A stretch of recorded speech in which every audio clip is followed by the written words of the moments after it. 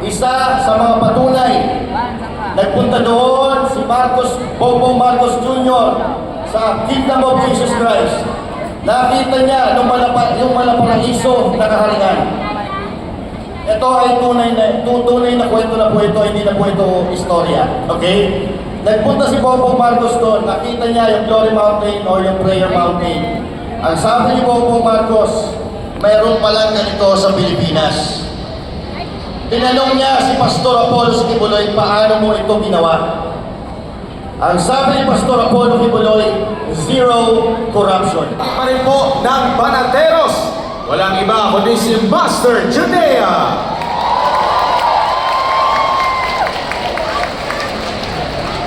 Pastor Apollo! Pastor Apollo! Pastor Apollo! Pastor Apollo! Pastor Apollo! Sasiyado! Sasiyado! Sasiyado!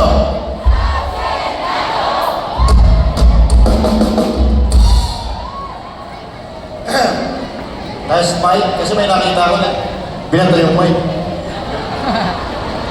Magandang araw po sa inyo lahat!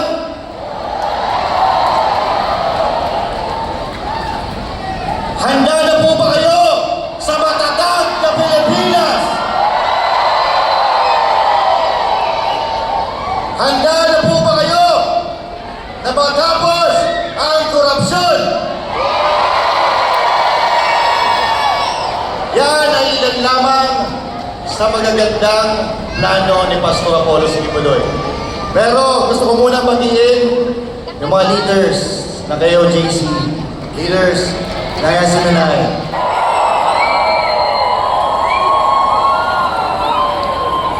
Ito ay tanda ng solidong pagsuporta at pagmamahal kay Pastor Apollo Kibuloy. Actually, marami lang sinabi si Boss Dada, parang naubusan na kami. Magkukwento na lang ako sa inyo. Gusto niyo po ba magkwento? Ay, salamat naman. Oo. Etong kwento ko po, mahaba ito, pero papa-explain ko na lang kasi marami pa magsasalita. Etong kwento na to, ang title po nito, pamagat, Ermitanyo. Good. Ermitanyo! Pero makinig po kayo kasi mamaya magtatanong ako at inaasahan ko na alam nyo ang sagot. Now, may apat na magkakaibigan. Si Bong, si Inday, si Imelda, at si Mart. Hindi, buuin natin si Marty. Yon, si Marty. Si Bong, si Imelda at si Martin ay magpipinsan. Magpipinsan sila, no? Si Inday ay kaibigan nila. At nagkataon si Inday, mayroong bangka. Yung bangka na yun, pinanapan niya sa kanyang mga magulang. Nagkayayaan sila na maglaot sa dagat para magmanti, para magbakasyon. Sa madaling salita, nagbakasyon po sila na punta sila sa laot. At sa gitna ng kanilang paglalakbay sa itiinasang pagkakataon, nagkaroon ng bagyo. Sila po ay inabot ng bagyo sa gitna ng karagatan at sa isang milagro, sila ay nakaligtas at napunta sa isla kung saan nakatira ang Ermitanyo. Ayun. Kinugkop sila ng Ermitanyo. Pinakain, pinainom. Pero dumating yung araw na kailangan nilang umuwi sa kanilang mga bahay o mga tahanan. Pero bago sila umalis, may paalala ang Ermitanyo sa kanila. Ang sabi ng Ermitanyo, yung sasakyan o bangka nila ay nasira na dahil pinagyawa sila, di ba? Napadpad sila ngayon sa isang isla. Nagkataon, may yung Inday. Kaya, kailangan natin ngayon ng matitino, maasahan ng mga bagong politiko sa mga tuwid.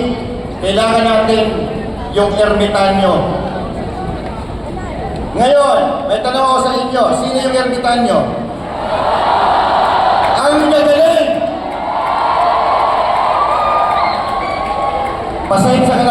Pastor, kung mapapanood nyo ito at ginawa ko kay Ermitanyo.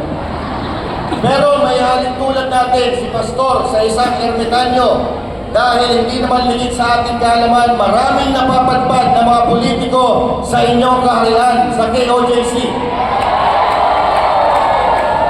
Humihingi ng tulong na kunyari para sa ating bayan. Pero anong nangyari? Ginamit lang pala para makuha nila ang kanilang gustong mapuntahan.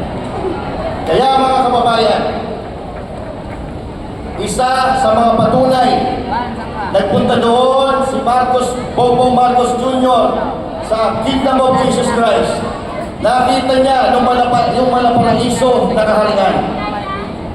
Ito ay tunay na kwento na po ito, hindi na po ito istorya. Okay?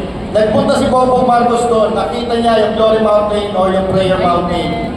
Ang sabi ni Bongbong Marcos, mayroon palang ganito sa Pilipinas.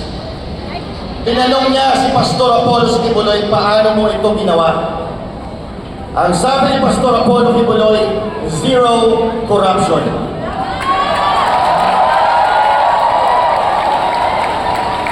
At yun, sa tingin natin, ay hindi nila ginagawa ngayon sa kanilang gobyerno.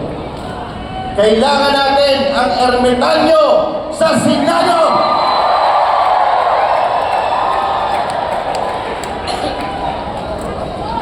Now, lahat po kayo tayo dito alam natin na si Pastor Apollo Kibuloy, inalay niya ang kanyang buhay, lahat ng kanilang resources para itulong sa mga politiko na lumalapit sa kanila. Pero ano ang sinukli nila? Walang sinukli, kundi kinulo ang Kingdom of Jesus Christ. Pinasok ng libu-libong kapulisan at marami ang nasaktan. Sino yung nandun sa KOJC? Yun. Marami. Sa kabila na magandang ginawa ni Pastor Apollo Kibuloy, yun ang ginamit nila. Pilit binabawi ang prangkisa, hindi naman may paliwanag kung ano ang dahilan. Dahil ang SMNA ay nagsasalita ng pantay, tama at patas, sila ay nasasaktan. Bagaman si Pastor Apollo Kibuloy tumatakbo sa Senado, ako'y naniniwala na sa kanyang kakayahan, talino at abilidad, ma-i-impluwensya niya ang mga politiko sa gusto natin dapat na mapuntahan.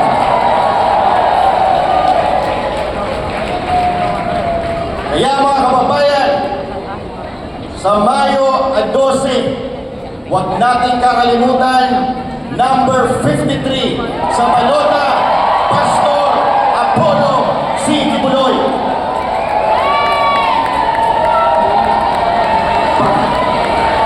Pastor Apollo sa Senado.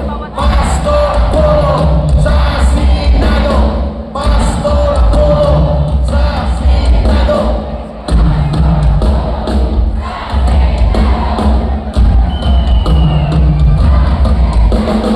Alright, thank you so much. And anyway, ilagay natin si Pastor Apollo Kibuloy sa pedestal kung saan siya nararapat at sa pagkakataon ito sa Senado.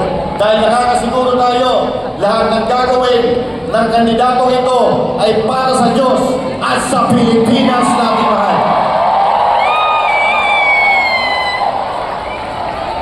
Mabuhay ang Pilipinas! Mabuhay ang ating bagong senador, Pastor Apollo Kibuloy! Maraming salamat po sa inyong lahat.